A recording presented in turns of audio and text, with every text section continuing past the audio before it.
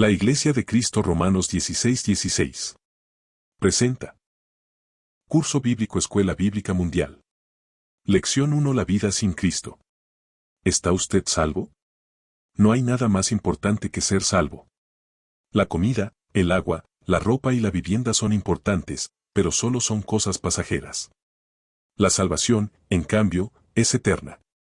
¿Por qué Dios nos dio el Evangelio? Dios nos dio el Evangelio porque necesitamos la salvación. La palabra Evangelio significa, literalmente, buenas nuevas. Son las mejores nuevas que hay en el mundo, que podemos ser salvos. Es difícil salvar a una persona que no cree que está perdido, ¿verdad? Antes de que cualquiera de nosotros busque las cosas maravillosas que ofrece el Evangelio con respecto a nuestra salvación, debe estar convencido de que es un pecador perdido. El primer sermón evangelístico, Buenas Nuevas, que fuera predicado, se halla en el libro de Hechos 2:14 al 40. En este sermón se les dijo a los que oían que ellos eran pecadores y culpables de la crucifixión de Jesús. Escucha su respuesta. Al oír esto, se compungieron de corazón y dijeron a Pedro y a los otros apóstoles, varones hermanos, ¿qué haremos? Hechos 2:37. ¿Por qué hicieron tal pregunta? Era porque se consideraron a sí mismos pecadores. Se dieron cuenta de que eran culpables y que estaban perdidos, y por eso querían descubrir lo que debían hacer para quitarse de encima el pecado y ser salvos. Ni usted ni yo ni nadie podría preguntar nunca, ¿qué debo hacer?, hasta que no se considera a sí mismo pecador y necesitado de la salvación. Cuando admitimos nuestro pecado, entonces estamos dispuestos a emprender las instrucciones de Dios de cómo ser salvo y cómo asegurar que Él nos ha salvado. El pecado es una cosa terrible. Nos separa de Dios. Dele, pues, seria atención a este estudio, aplicándolo a su propia vida. ¿Qué es pecado? Todo aquel que comete pecado, infringe también la ley, pues el pecado es infracción de la ley. Primera de Juan 3:4, usted puede ver, por medio de esta escritura, que el pecado es algo que se opone a la ley de Dios. En otras palabras, todo aquello que se oponga a las enseñanzas del Evangelio, el Nuevo Testamento, es pecado. He aquí la manera de cómo lo dice Juan, toda injusticia es pecado, Primera de Juan 5:17. Hay tres modos diferentes de cómo podemos pecar.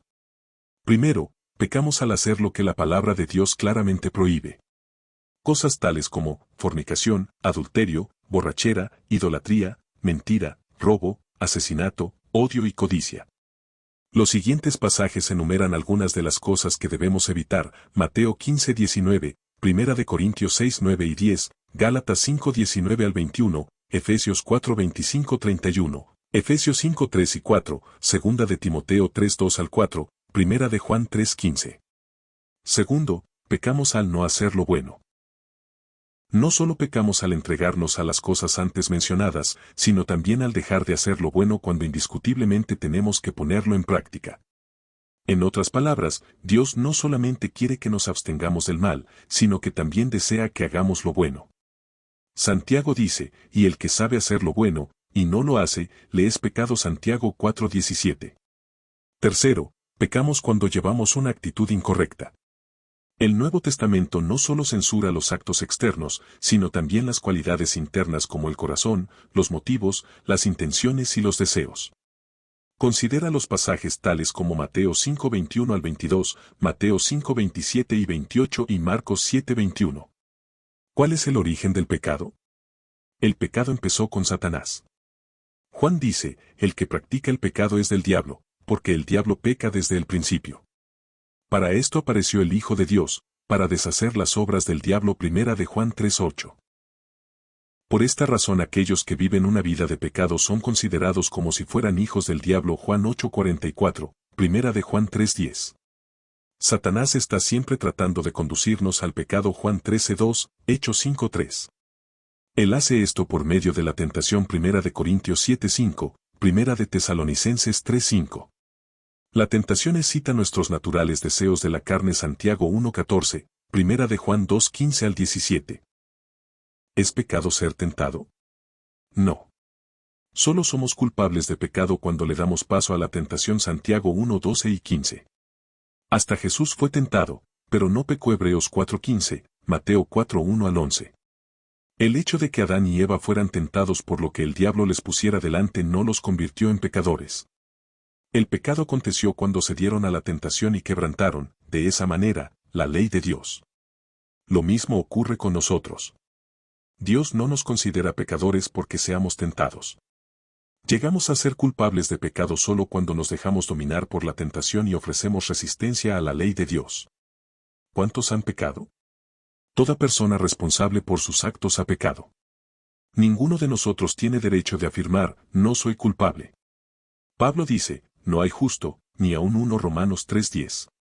Después, en el mismo capítulo añade, por cuanto todos pecaron, y están destituidos de la gloria de Dios. Romanos 3:23. Puesto que todos hemos pecado, y la paga del pecado es muerte. Romanos 6:23, debemos de buscar todo nuestro apoyo en la gracia de Dios, si es que deseamos ser salvos. Esta gracia se mantiene al alcance de todos. Pablo afirma que somos justificados, perdonados gratuitamente por su gracia, mediante la redención salvación que es en Cristo Jesús. Romanos 3:24. No podemos esperar la salvación como resultado de nuestra buena conducta o buenas obras. Somos pecadores. No hay ninguna diferencia si hemos pecado poco o mucho, pues de cualquier modo hemos quebrantado la ley de Dios. Debemos admitir nuestra culpabilidad y buscar el perdón de acuerdo con el plan de Dios. Las buenas nuevas consisten en que Dios ha provisto un medio y que podemos ser salvos. ¿Cuál es el resultado del pecado?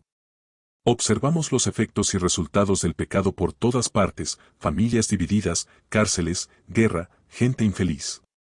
Sin Cristo los hombres son miserables.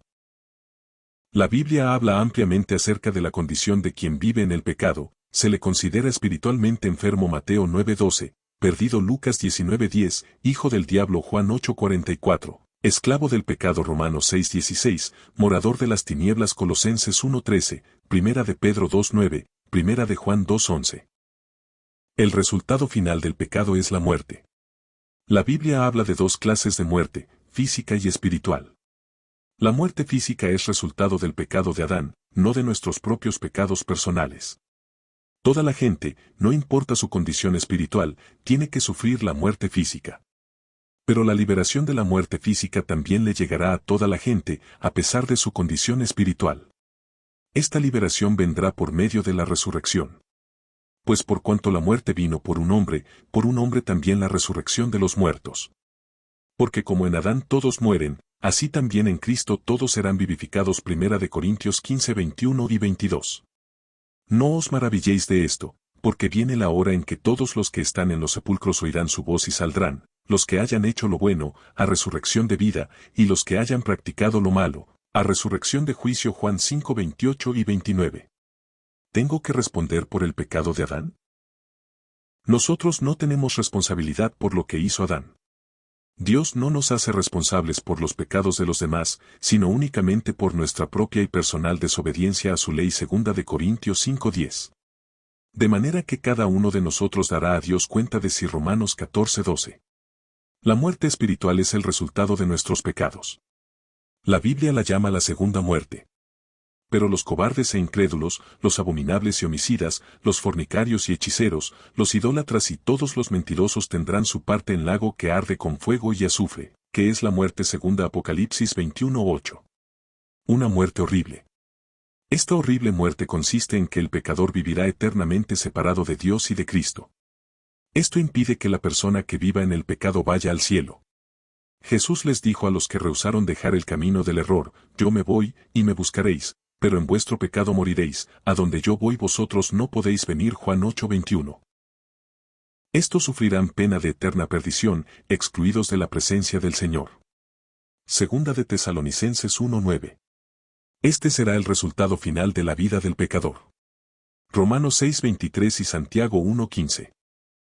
¿Será cierto el infierno? El infierno es real. Es el horrible lugar a donde será el lloro y el crujir de dientes. Mateo 13:42.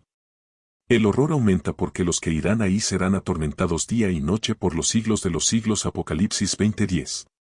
Otros pasajes que debieran estudiarse son Mateo 23:33, Mateo 25:46, Marcos 9:43 al 48, Lucas 12:5, Lucas 13:25 al 28, Primera de Corintios 6:9, Gálatas 5:21, Efesios 5:5, Hebreos 10:27 al 31, Apocalipsis 21:27, Apocalipsis 22:14 y 15.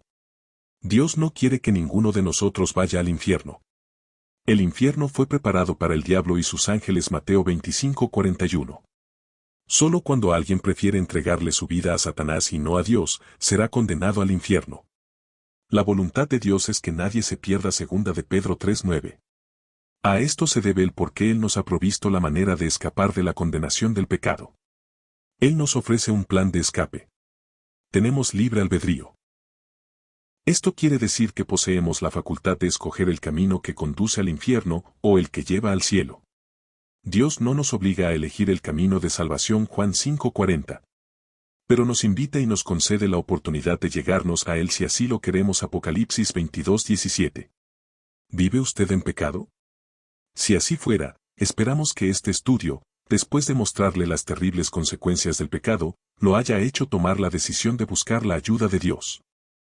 A continuación escanea el código QR para responder el formulario de preguntas de esta primer lección.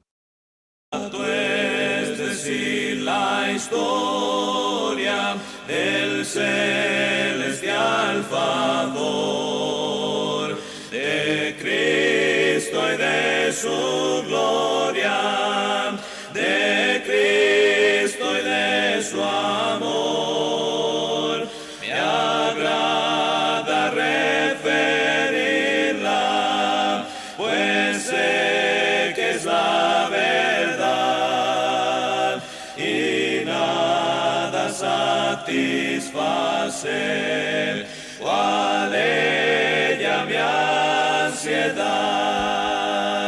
Cuán bella es esa historia, mi tema ya en la gloria será la antigua historia